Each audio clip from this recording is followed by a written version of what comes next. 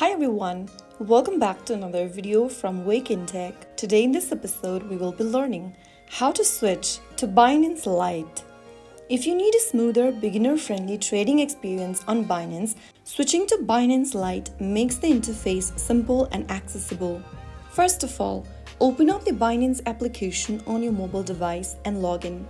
Once you're inside the home page of Binance, go ahead and tap on the menu button at the top left corner. Now at the bottom of the screen, you should see the Binance Lite switch. Tap on it and you will then be able to switch to the Binance Lite mode interface. The app should now display a clean, streamlined layout with big buttons and fewer distractions, perfectly suited for beginners. And now you are all set.